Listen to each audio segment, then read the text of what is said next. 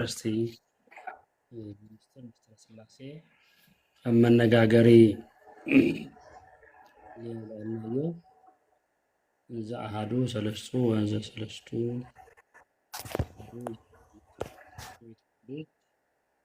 በመለኮት ይላይና ተልዕልና ነርና ስለዚህ አባና ኦርቶዶክስ ተዋህዶ ለሎ ትምህርቲ ሚስተር ስላሴ ሓደ ተኾኑ ሰለስተ ተኾኑ ሓደ በአካላት ብስም ብግብሪ ሰለስተ ተኾኑ ተሎ ብመለኮት ወይም ባህሪ አገዛዝአ ፈቃድ ሓደ ኢልና ነርና እዚ ተወሰነ አውራሪና ሎ ነርና አይና ሻይቱ ካው بالقصله لما انت تاينا كنري خمنا املاك فقاد እዚ ናይ ሓድነት ማለት በመለኮት ይሰልሱ በአካላት ወይ ተዋሃዱ በመለኮት ለና በመለኮት ይዋሃዱ ወይ ሓድነት በመለኮት ሓደ አምላክ ማለት ይባል ይባላ መለኮት ማለት መለኮት ክንብልተለና መለኮ ገዘአ መላኺ ገዛኢ ልብል ይሕዝ ማለት እዩ ብናቶም ሊቃውንትና ክትርጉምዎ ተለው ስለዚህ በመለኮት ሓደ ማለት ገዛት በገዛዛስ ሓደ እዩ ቤተ ክርስቲያንና ሓደ አምላክ ኢላ ክትአምን ተላ መጽሐፍ ቅዱሳዊ ድጋፍ አለው ወይ ሓደ አምላክ ይተዋሃዱ ማለት ሓደ ማለት እዩ ሓደ ምዃን ማለት እዩ ስለዚህ በመለኮት ሓደ እዩ አብ ወልድ መንፈስ ቅዱስ ክንብልተለናስ በመለኮት ግን ሓደ እዚ እግዚአብሔር ኢልና ንጽውዖ ማለት አብ ሃይማኖት አብ አነ እግዚአብሔር ክብልተለኹ እንተ አብ ወልድ መንፈስ ቅዱስ ማለት እዩ ኢሎም አቦታት ይገልጽዎ እዮም ስለዚህ አብ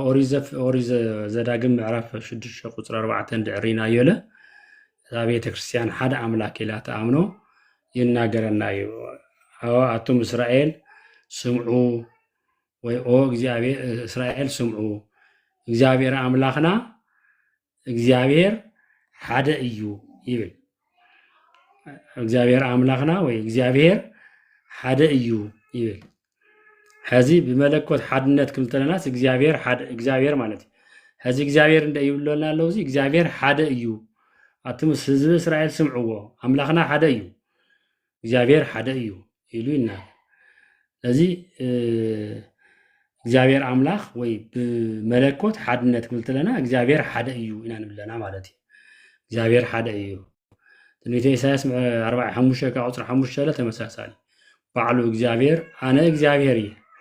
ካሊእ ካባይ የለይ ይብል አነ እየ ካሊእ እግዚአብሔር አነ እግዚአብሔር እየ ካሊእ ካባይ ለለ ካሊእ አምላክ የለይ ካሊእ የለይ ይሉ ይናገር ኢሳይያስ 45 ቁጥር 5 ድዕሪና ይቆይና ማለት እዩ እዚ ድማ ወይ እዚ ክንብል ተለና በመለኮት ወይ ኢሴንስ ላውላ ተባለ ነበረተማ አደማይ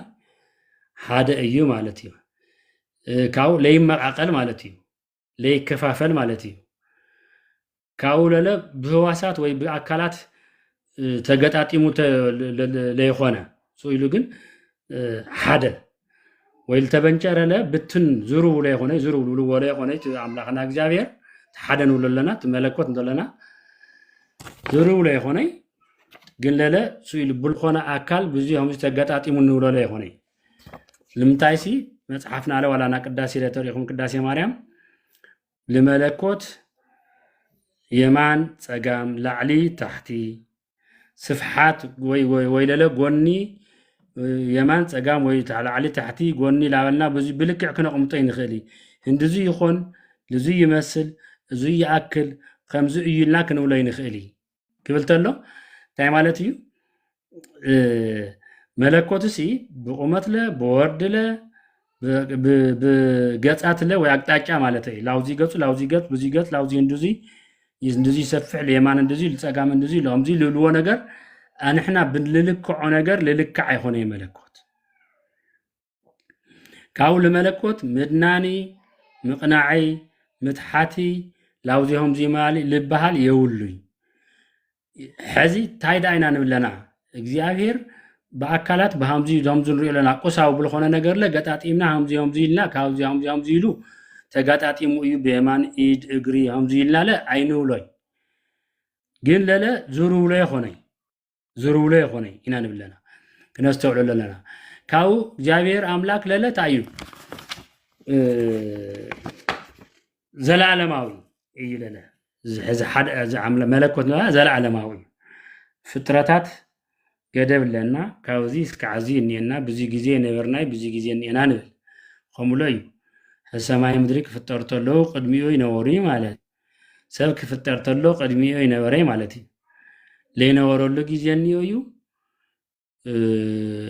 እርግጽ ደቂ ሰባት ሰማይ ምድሪ ክሓልፉ ተለዉ ብትንሳኤ ዘለዓለማዊነት ካብ እግዚአብሔር ተወይና ኢና ግን ናይ እግዚአብሔር ግን ልነበረ ለሎ ልነብር እዩ هذه التماعقل لا يخوني لتبتنا لا يخوني قطعت إمنا لنولا لا يخوني هي مالتي تحز أنا إيه لبلنا له مالتي خالي منفسيو إجزاعير منفسيو يوحنس وانجيل معراف 4 قطر 24 منفسيو يلنا له إجزاعير منفسيو يلنا له أملاخنا منفسيو يلنا له هذه رقيق يو مالتي رقيق يو مالتي رقيق يو كنبلت للناس جزء في خوانا نجار يولي مالتي هذه بتعامل كوتنا أنا وكل لنا هذه ببطال تحتر يخوني كأولا لا قصاو بالخوانا نجار لا يخوني مالتي بسال قتلنا نريو إجزاير زلا علماوي زم أمني لا ولا نرجع أمنا ورنا مالتي እግዚአብሔርስ ዘለዓለማዊ መዝሙረ ዳዊት መዝሙር 9 ካብ ዘለዓለም ክሳዕ ዘለዓለም ንስኻ አምላኽ ኢኻ ይብሎ ራእይ ዮሐንስ ምዕራፍ 1 ተሪእና ለ ተመሳሳይ ቆም ይለና ሕዚ ለይልወጥ ማለት ዘለዓለማዊ እዩ ፍጥረት ዘለዓለማዊ ይኾነ هذا السماء فترتي مدري فترتي ግን ዘለዓለማውያን ይኹኒ ክሓልፉ እዮም ሓለፍቲ እዮም ኢልዎሚ ቅዱስ መጽሐፍ ላይ ሓልፉ እዮም ኢልዎሚ ቅዱስ ጎርጎርዮስ እንዚናዙ ታዩን አምላኽና ወትሩ ነይሩ እዩ ወትሩ ኣሎ እዩ ወትሩ ለለ ይነብር እዩ ሕዚ ልነበረ ለሎይ ልነብር እዩ ይሉ ለሎ ሕዚ ቅዱስ አትናቴዎስ ዘንዚናዙ ንብሎ ማለት እዩ አምላኽና ወትሩ ልነበረ እዩ ይብሎ ወትሩ አሎ እዩ ህሉ እዩ ሕዝለኒ እዩ ማለት እዩ ካውለለ ወትሩ ለለ ክህሉ እዩ እዚ ክሪኦ ተለና ዘለዓለማዊ እዩ የሪአና ኣሎ ማለት እዩ ዘለዓለማዊ ሕዚ እዚ ትንሓድነት ኢና ነወግለለና ድሓር በአካለን ንሪኦ ኢና ግን ብመለኮታዊ መግለጽታት ኢና ንርኢ ለለና ካሊ እግዚአብሔር ሁሉ ልኽእል እዩ ሁሉ ልኽእል ሁሉ ዝፈልጥ እዩ አምላኽና እግዚአብሔር ሁሉ ልኽእል እዩ ካሊ ለለ እግዚአብሔር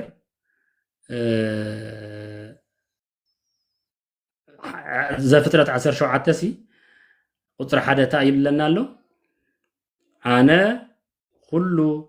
ዝኽእል አምላክ እየ ይብለና ኣሎ አነ ሁሉ ልኽእል አምላኽ እየ ይብለና ኣሎ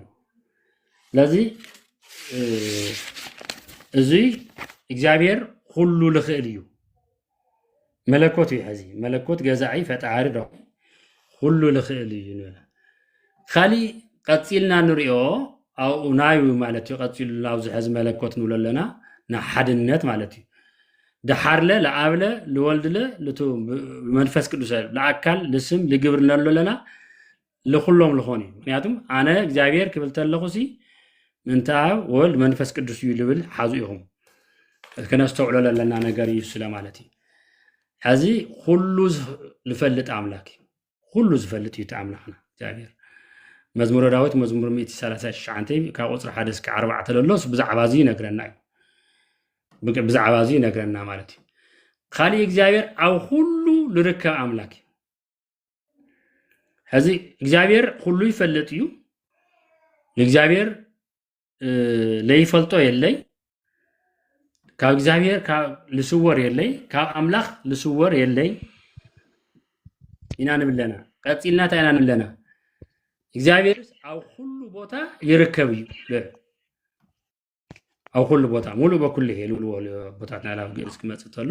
ሙሉእ በኩል ይሄ ኤርምያስ 23:24 እግዚአብሔር ሓያል ምዃኑ ይናገር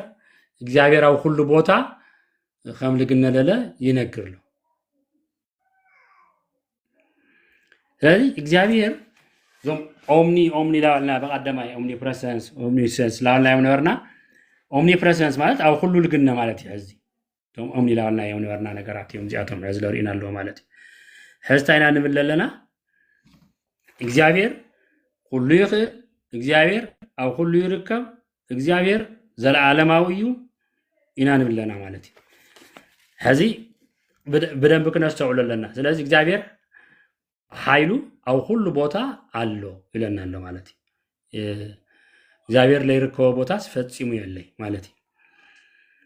ካሊእ እግዚአብሔር ኣነ ፍቅሪ እየ ይብለና ኣሎ ቀዳማይ ዮሃንስ ምዕራፍ 4 ካብ ቁፅሪ 8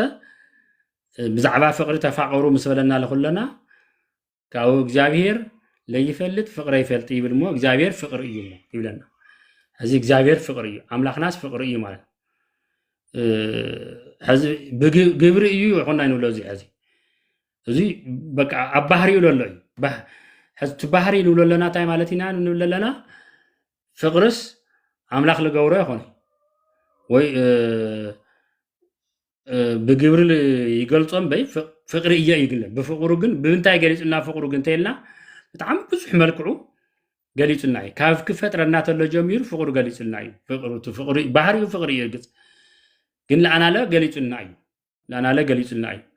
ሕዚ ባህሪ ኣነ እየ እዩ ይለና ኣሎ እየ ፍቅሪ እየ እዩ ይለና ኣሎ እግዚአብሔር ፍቅሪ እዩ እንድዕሪ ኮይሉና ኮይኑስ ለካሊእ ክኑ እርግፅ ተፋቀሩ ኢልና እዩ ናይና ፍቅሪ ከምዚ ንፈልጦ ኢና ፍጥረታት ፍቅሪ ሓደ ግዜ ይሕል ሓደ ግዜ ይቅየር ሓደ ግዜ ካብ ፍቅሪ ወፃኢ ልገደደላ ሕማቅ ነገር ለንኸደሉ ኣጋጣሚታት ለሎ እዩ እግዚአብሔር ግን ፍቅሪ እየ ይብልና ኣሎ ቀዳማይ ዮሃንስ መልእክቲ ምዕራፍ 4 ካብ ቁፅሪ 8 ለሎ ማለት እዩ ሕዚ እግዚአብሔር ዓለም ይፈቲ ካብኡ ልወዱ ይልእኾ እንታይ ክገብር ቤዛ ክኾን ካብኡ መንፈስ ቅዱስ ለለ ይቅድስ እሞ እዚኦም እቶም እግዚአብሔር ብልገለፀልና ለኣክል እንርድኦም ነገራት እዮም እዚኣቶም ማለት እዩ እንርድኦም ነገራት እዮም እዚኣቶም ማለት እዩ ሕዝታ ኢና ንብል ኣለና እግዚአብሔር ሲ ፍቅሪ እዩ ክንብል ተለና ፍቅሪ እዩ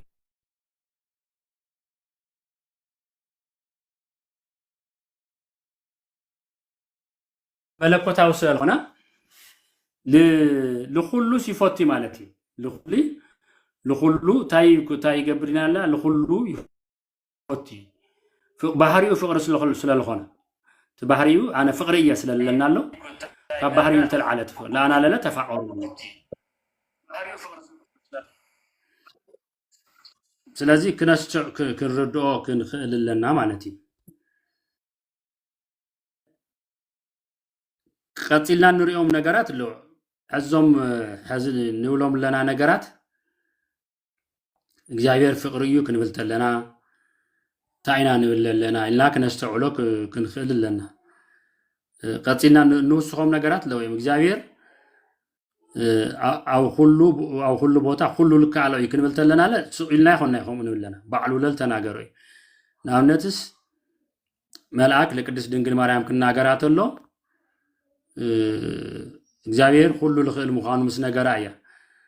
ይኩነኒ በከመ ትብለኒ ንበለቶ እዚ ኣብ ሉቃስ ወንጌል እነግንዮ ቃል እዩ ተኣይልዋት መልኣክ ክናገራ ተሎ ሲ ለደና ለቅድስት ድንግል ማርያም ታይልዋ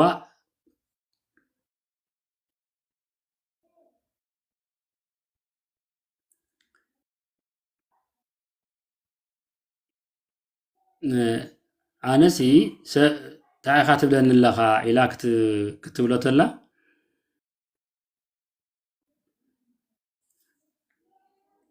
خما غير أنا ودت تبعتاي يفلتن خما غير خمزي تبلن اللخا كتبلت الله أي لإجابيركو لسه أنا نجر يلي يلوا لمن لسه أنا نجر يلي يلوا لإجابير لسه أنا نجر يلي مسألة مباي خمتول والخالي يخون اللي إلى تقبلات قدس دنقل مارا إيوب روعي خلتي قطر خلتان دعرينا يولا تمساس علي النقرنا إيوبهم خمزيلو ملي شوي بالمو لماني إيوب مرسل بالله حز إيوبي كله كتقبر هم التخيل كله التخيل مخانخا حسابها لي خلخل مخانو لخونا نقر لخلخلك حملي الله فليتة يقول له فليتة تردية يقول له لمن يقول له لإجابير إجابير سخا أملاك ناسي إجابير سي كله تخيل أملاكي خا السخا حسابها كله لخلخلو نقر يلي يلو ينقرنا لوكاس ونجيل معراف 10 شمونتن دعرينا بزعبا هفتام كوقعتو للا تمساسال لخونا نقرينا نركب لوكاس ونجيل معراف 10 شمونتن قصر إسرائيل شوعتي تعيد بل حدا هفتام لاب إجابير قريبو بزعبا منقستو كنا قروت له هفتخا قديفخا كله لدداويوخا تختلني كولت له حقو سينا وريك خطولو لي دلي لذي إجابير تايلو هفتام ويبعال تسقى منقست عملاك كاب لعتسي جمل بمرفق قدارك تحالفات يقلل يلو كنا قرت له تملو سمعوه بتعمل دنقيتهم يلو دنقيتو حزي دنقيتو مسي تايمو بتعمل سيالخوادم خمزي تخلو دعمو خمجير يكالي لهم بتعمل خبير مخان مسنقروا لسبب ليكال لإجابير يكالي يلو حزي إجابير خلو لخيل عملاك مخانو يقول نقرنا اللوزي مالتي خلو لخيل عملاك مخانو يو لنقرنا له تاي مالتي لإجابير لسانو نقر يلي حزوزي لخونا فترة خالي أي خلا لخونا فترة أي خلا يزي كل الخل لبها يلي من ترح يزي لإجابير ترحي زي لإجابير ترح الخوني كل الخل أو كل الركب اللي قلنا يو لمن ترح يو لإجابير ترح يدك ملكت لك إذا على تمسها ساري إجابير ترح يو لخالي لوها بيخوني زم أمني لأن بعد ما ينوقع عمنا ورنا مع الذي زل علماويو كل الخليو لسه أنا نجار يلي لبلس لخالي أي واحد خالوته يجور ويز أيخوني لخالوت الباري خوني لما أنت راح يلواو لإجابير ملكوت راح يجيك يقبر الخيل أملاك راح يجيك يقبر الخيل مالتي خالي زل علماوي اللي بلنا يوت عنتو مزمور داوت مزمور حزلة توساخي مزمور حدا كعطري بقندف مزمور خلته كعطري 26 لا سيلوس لنقرنا له السخا كاتن تتجمرخا مدري مسريت خيا سمايات لنا ايد خاسر حيين استن يطفو ساتم يطفو توم الفتره فتره مالتي مدري سمايك حلفو يوم حقا اللي بلفت وانجيلا يكطفو يوم سخا كنت نبريخا كل شع لها خم خدان خم علامات اللي وطم يخايبل كاولله زماناتخا عامتاتخا فتصيما ما يهلكون يبلنا نابهر ناتون باروت خادكي ينورو زر أمرل زل عالم تتصن يلو ينكر جن بزعوا إجابير لولا جن تأيون استوى مدري سماعي كابت أنت مسري تخيل الساتن كتفاين ساجن تنبريها زمان خاجنا يغطري لا زل عالم حزين لخنا يوي زم فترات حلفي سماعي مدري ليه حلف الله يوم كله يحلف سخاجنا يتلوت يلو زل على ما ونتو يرجع جت أنا عنتو إسحاق 44 لنقرهم رأي حدا كعطر شمون تلا توسيخون رخوينا مالتي أو تنيتي إساياس 4 كعطر شد شلو تمساسالي أو رأي حدا كعطر شمون تلا رأي إسرائيل كعطر 10 سنة تايدوا له እግዚአብሔር ናይ እስራኤል ንጉስ እግዚአብሔር ቤዛ ለኾነና ሰራዊት ጌታ እግዚአብሔር ከምዚ ይብሎ አነ ቀዳማ እየ አነ ለ ዳሕረዋ እየ ካባየ ኻሊ አምላክ የለይ ይብል ከእግዚአብሔር ወፃይ ኻሊ አምላክ የለይ ቀዳማይ ዳሕረዋይ እሱ እዩ ማለት እዩ ቀዳማይ ለ ዳሕረዋይ ለ ባዕሉ እግዚአብሔር እዚ لملكوت لوهابي لخالي فترة لوهابي هون ارجز احنا دحرتن ساي حيوان خوينان زل عالم نبرنا زل عالم فداله زل عالم منغست لنغنيني انا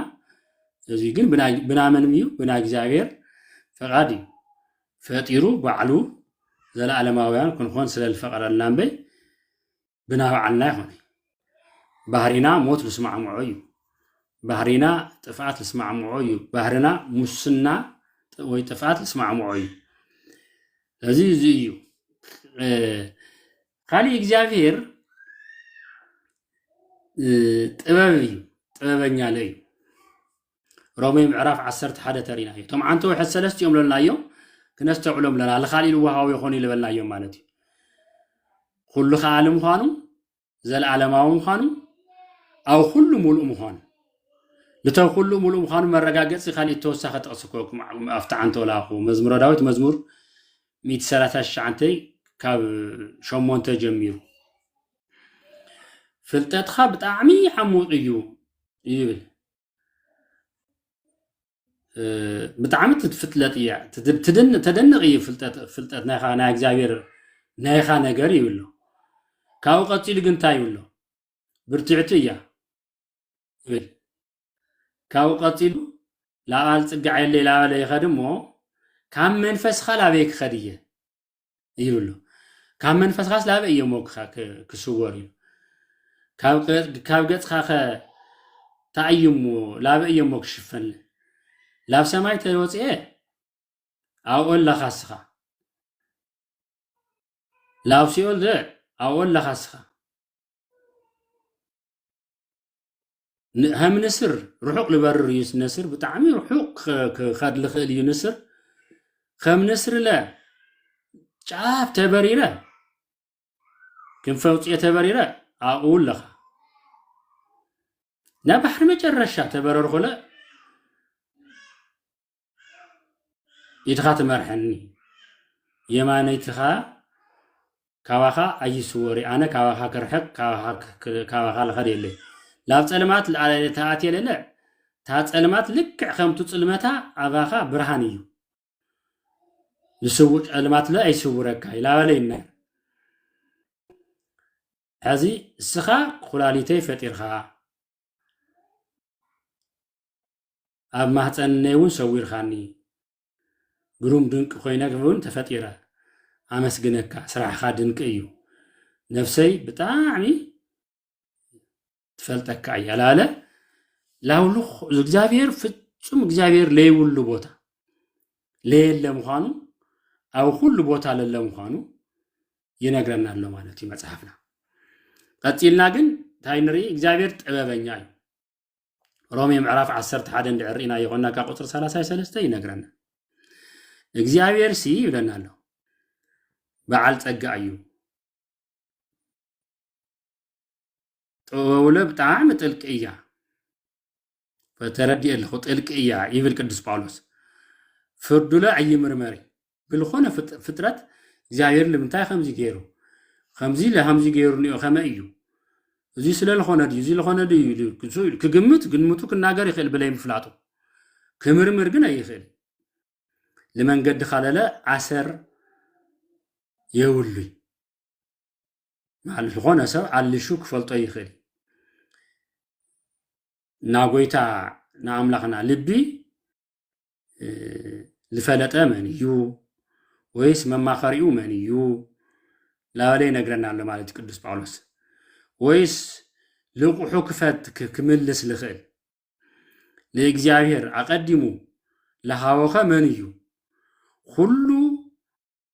ካብኡ እዩ ሁሉ ብኡ እዩ ልኡ እዩ ላዘለዓለም ክብሪ ለአምላኽና ለእግዚአብሔር ይኹን ይብል ሕዚ ፍጹም ጥበቡ ከመይ ጥልቅ ምዃኑ ይነግረና ኣሎ ማለት እዩ ካሊእ እግዚአብሔር ሓቀኛ ዳኛ እዩ ባህሪኡ ሓቂ ስለዝኾነ ዳይነቱ ለሓቂ እዩ መዝሙረ ዳዊት መዝሙር 37 ይነግረና ኣሎ እግዚአብሔር ፍርዱ ይፈቱ እዩ ይብለና ኣሎ ፍርዱ ይፈቱ እዩ ናይ እግዚአብሔር ፍርዲ ፍርዱ ይፈቱ እዩ ምስ በለ ብዛዕባ ቅዱሳን ዘለዓለም ዝነብሩ ምዃኖም ሃጣን ለለ ዘርኦም ዝጠፍእ ምዃኑ ይነግረና እግዚአብሔር ብርሃን እዩ እግዚአብሔር ብርሃን እዩ ለና ይብለና ኣሎ እዚ ቀፂሉ ዘሎ ማለት እዩ ዮሐንስ ወንጌል ምዕራፍ 1 ካብ ቁጥሪ 4 ተሪእናዮ 5 ለኻብ ተሪእናዮ ብኡ ህይወት ነበረት እቲ ህይወት እውን ናብ ሰብ ብርሃን ነበረት ብርሃን እውን ጸልማት የብርህ ጸልማት ለ ኣይሽፍኖን ይብለና እግዚአብሔር ሕዚ እግዚአብሔር ብርሃን እዩ ተይልናስ ልኾነ እቲ ብርሃንነቱ ልኾነ ለሃወ ልኾነ ልወስዶ ይኾነ እዚ ብባህሪኡ እዩ ሆሞ ሕዚ ባህሪ መለኮት እዚ ኢልና እዚ ናይ ንገልጾ ይነለና ግን እግዚአብሔር ብርሃን እዩ ክንብል ተለና ግን ክብለና ተሎት መጽሓፍ ግን ንኣምላኽና ና እግዚአብሔር እቲ ብርሃንነቱ ልኾነ ለሃወ ልኾነ ልወስደሉ ይኾነ ማለት እዩ ስለዚ ካብ ባህሪኡ እዩ ሆሞ ለኣና እግዚአብሔር ይውና እዩ ክወስደሉ ይኽእል ኣብ እግዚአብሔር ግን ብባህሪኡ ስለዝኾነ ልኾነ ባህሪ ማለት ልኾነ ክወስደሉ ክህበሎ ይኽእል ማለት እዩ ለይልወጥ ማለት እዩ ለይልወጥ ማለት እዩ ኣባና ግን ምልውዋጣት ክህሊ እዩ ምልውዋጣት ክህሊ እዩ እሞ እዚ ይመስል ካብኡ ዝኒአ ግን እንታይ ኢና ንገብር ቀጻሊ ኣብቲ ቀጻሊ ብዛዕባ ሰለስተ ወይ ኣካል ብዛዕባ ወልድ ብዛዕባ መንፈስ ቅዱስ ክንርኢና ተኣካል እንታይ ማለትና እዩ ክንርኢና ትስም ትግብሪ ላበልና ለለ ብመጽሓፍቲ ላጠቃስና ንሪኦ ትማሊ ብዓዲ ኣብ ዝሓለፈ ብጥቕልል ዝበለ መብራህቲ ርኢና ነና ሕዚ ንሓድነት ብዙ ኢልናዮ ኣለና ኣብዚ ዝተልዓለ ነገር ተሃልዩ ክነውግዕ ያው ተን ተውሃኑ ሰዓታት ወዲአን እኒአኹ ካብኡ ብሕቶ መብራህሪ መልክዑ ላበልና ክንቅፅል ንኽእል ኢና ማለት እዩ ስለዝነበረና ኩሉ ኣምላኽና እግዚአብሔር ዝተኸበረ ዝተመስገነ ይኹን ካብዚ ዝለዓል ተነዊሑ ንእሽቱ ምዝንጋዕ ስለዝፈጥር ብሕቶ መልክዕ ብገለ መልክዕ ላስፋሕናዮ ንኽእል ማለት እዩ ወስብሓት ለእግዚአብሔር